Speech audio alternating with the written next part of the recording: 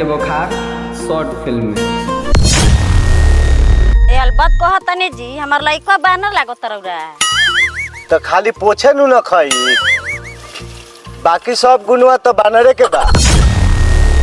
घरे गए रही न त हमर बहिनिया एगो अपना बउआ खातिर लड़की पसंद कइले। ए गर्दन के माला चैनल पे चैनल लागता।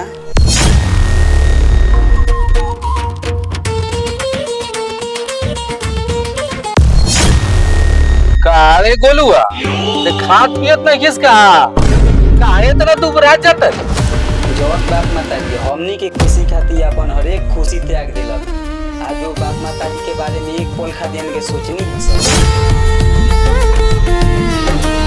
अच्छा तू ही बताओ हम का करी। हमरा के लेके भाग चला।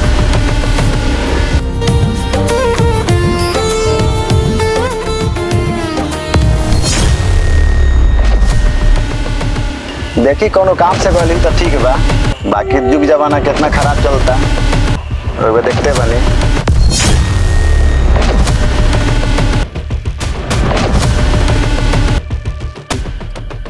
ऊपर आके मारे के तो मार, नीचे से ज्ञान मत।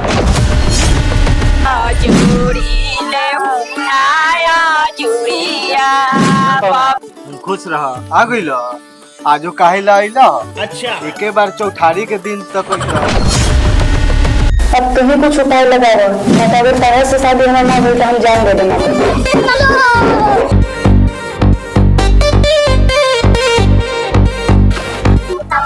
रे भाई रे समझा दे इनका के ऐसे के पड़ी छले रे मार के दांत दुखा देली। माले यार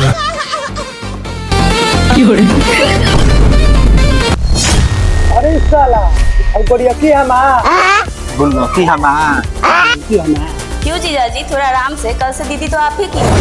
लगे के नजर डले बारे बहु ओकरे खातिर त 5 लाख रुपया खर्च भइल।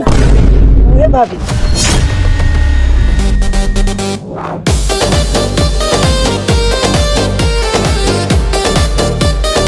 का ये साली जी ये रसगुल्ला बखरी जीजे के हगवा कि हमनियो के ना ये छोटका जीजा जी ए रसगुल्ला पे डाउरो हक बा आई ना रगो के खिया दी।